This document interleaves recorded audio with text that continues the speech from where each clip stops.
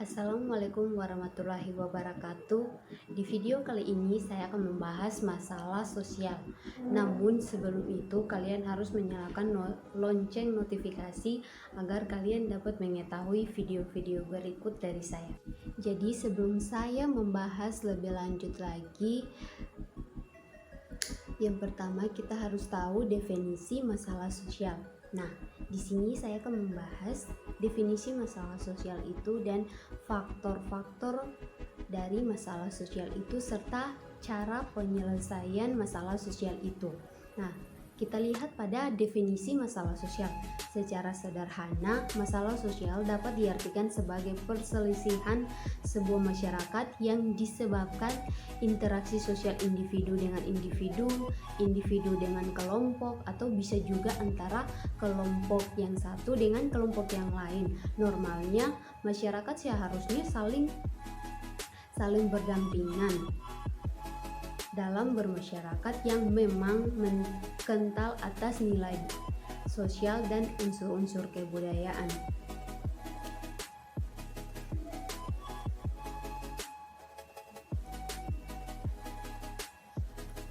Di sini masalah sosial menurut para ahli. Yang pertama menurut Soejono Soekanto. Nah, di sini dia membahas masalah sosial merupakan ketidaksesuaian antara unsur-unsur kebudayaan atau masyarakat yang membahayakan kehidupan kelompok sosial.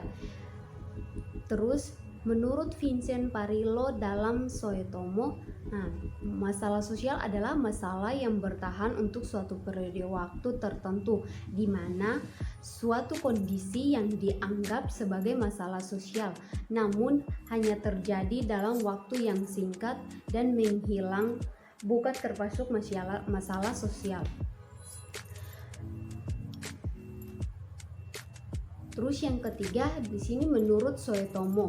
Nah, menurut Soetomo ini masalah sosial adalah suatu kondisi yang tidak diinginkan oleh sebagian besar warga masyarakat, dan menurut Leslie, masalah sosial adalah kondisi yang memiliki pengaruh terhadap kehidupan bermasyarakat sebagai suatu yang tidak diinginkan atau tidak disukai dan karena perlunya untuk diatasi atau diperbaiki.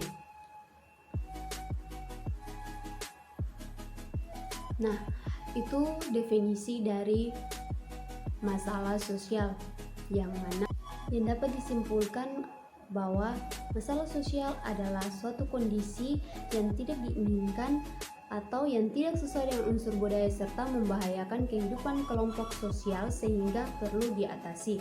Nah, berikut kita melihat faktor-faktor penyebab masalah sosial.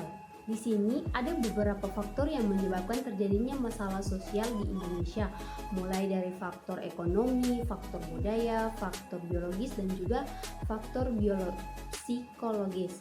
Nah, yang pertama kita lihat pada faktor ekonomi, yang dimana faktor ekonomi adalah faktor ketidakmampuan seseorang individu atau kelompok untuk memenuhi kebutuhan hidupnya secara layak, khususnya secara materi. Nah, masalah ekonomi satu ini tidak hanya dipandang suatu kondisi kekurangan dalam mencukupi kebutuhan secara ekonomi, tetapi juga dalam pengaturan, distribusi, dan produksi yang berpengaruh terhadap kondisi ekonomi bangsa yang berimbas pada kesejahteraan masyarakat yang adil. Contohnya, masalah sosial faktor ekonomi adalah kemiskinan, kriminalitas, kesenjangan sosial, dan pengangguran. Nah, yang kedua, faktor budaya. Dan di mana faktor budaya ini biasanya terjadi karena adanya ketidaksesuaian pelaksanaan norma, nilai, dan kepentingan sosial pada pola masyarakat heterogen atau multikultural. Misalnya, kenakalan remaja, konflik antar suku, diskriminasi, gender, pernikahan dini, perceraian, dan eksploitasi lingkungan. Budaya di sini berperan penting karena kebudayaan semakin berkembang dan menimbulkan peran terhadap masalah sosial. Munculnya budaya yang salah seperti menerabas dan perilaku tidak disiplin akhirnya memunculkan budaya yang tidak diharapkan. Nah, yang ketiga, faktor biologis, yang dimana faktor ini timbul akibat adanya ketidaksesuaian keadaan lingkungan yang berpotensi menimbulkan ketidakstabilan kondisi biologis masyarakat. Nah, misalnya kita lihat pada penyakit wabah menular seperti virus penyakit baru yang disebut COVID-19, serta makanan beracun dan juga HIV/AIDS. Nah, yang keempat, faktor psikologis. Nah, yang dimana faktor ini terjadi karena adanya masalah pola pikir suatu masyarakat atau pribadi tertentu yang bersinggungan dengan tatanan kehidupan sosial. Nah, kita lihat pada contohnya yaitu seperti pemahaman penyimpangan dari ajaran agama yang tidak masuk akal, serta munculnya raja-raja palsu dan gerakan separatis anti pemerintah.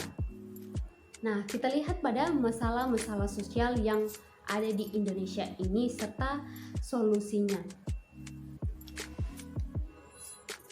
Nah, untuk lebih mengenai masalah sosial ini, berikut ada beberapa contoh masalah sosial serta solusinya. Yang pertama, tingginya penyakit menular.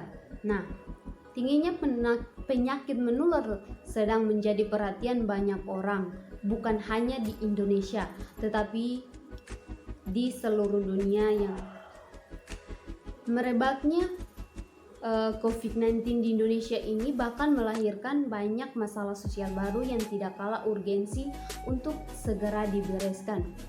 Nah, yang kita ketahui, COVID-19 ini bukan hal yang remeh, bahkan pemerintah sendiri menerapkan darurat nasional untuk hal ini. Nah, solusi untuk masalah sosial,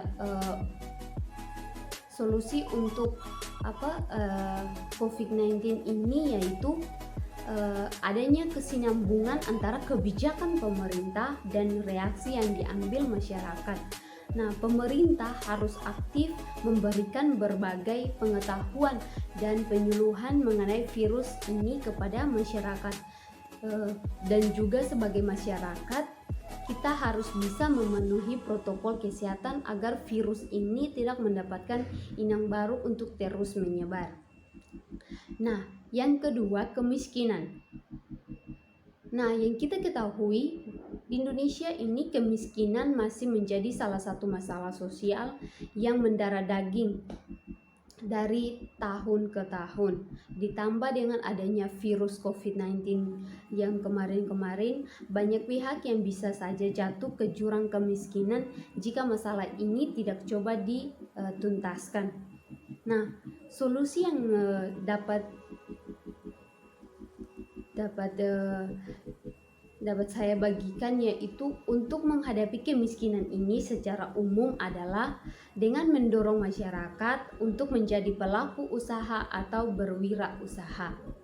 Khusus dalam pandemi ini, masyarakat juga harus kreatif dalam mencari cara untuk bisa berwirausaha tanpa harus melanggar protokol kesehatan yang ada. Nah, yang ketiga, masalah sosial yaitu pendidikan yang rendah. Kita lihat pada Indonesia, pendidikan yang rendah merupakan permasalahan di Indonesia yang sudah mengakar. Dengan adanya pendidikan yang rendah ini bisa timbul berbagai masalah sosial lain seperti kemiskinan dan kurangnya daya saing masyarakat Indonesia dengan masyarakat luar negeri. Bahkan karena banyaknya warga yang menjadi korban pendidikan yang rendah, Indonesia dikenal sebagai negara pemasok pembantu rumah tangga yang biasa disebut sebagai pahlawan devisa. Padahal Indonesia memiliki kapabilitas yang lebih baik daripada itu. Sebenarnya pendidikan di Indonesia sudah terus membaik dari tahun ke tahun, akan tetapi masalahnya adalah luasnya negara Indonesia yang membuat akses pendidikan menjadi tidak merata di seluruh Indonesia. Nah, solusinya Solusi yang bisa saya tawarkan adalah pemerintah harus segera meratakan pendidikan di tanah agar kualitas pendidikan di pelosok tidak kalah dengan kota-kota besar.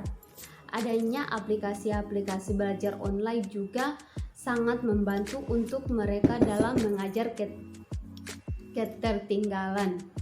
Nah, yang keempat yaitu modernisasi.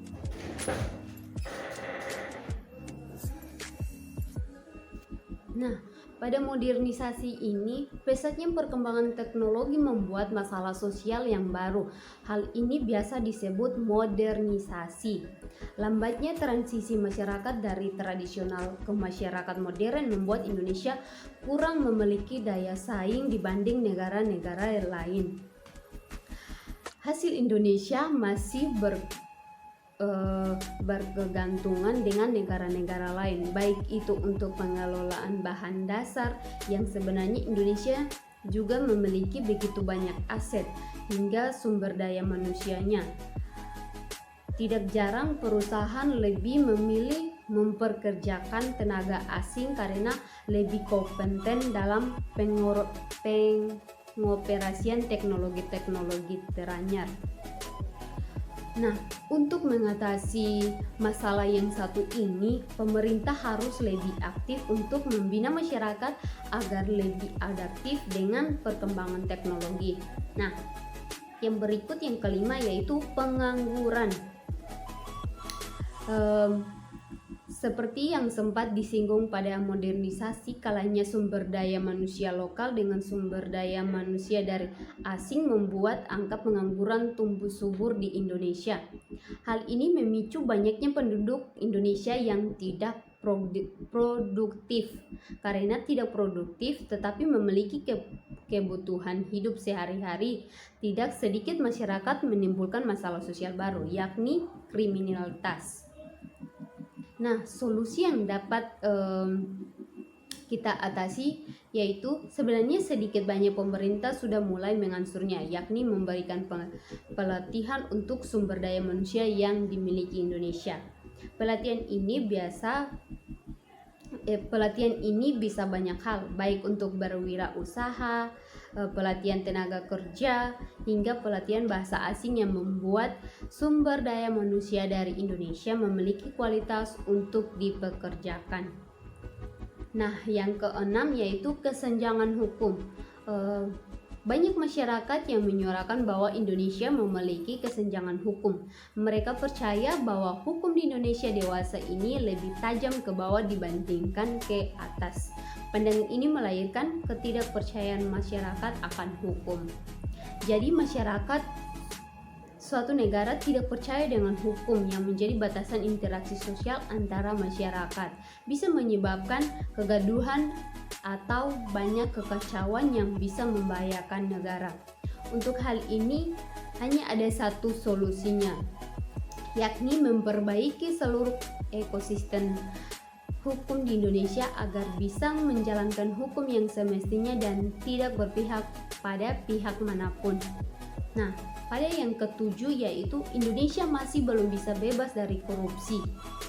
Dari tahun ke tahun ada saja kasus korupsi yang begitu masifnya terjadi. Baru-baru ini oknum asuransi Jiwasraya bahkan dipercaya melakukan tindakan korupsi yang nilai kerugiannya sampai triliun rupiah.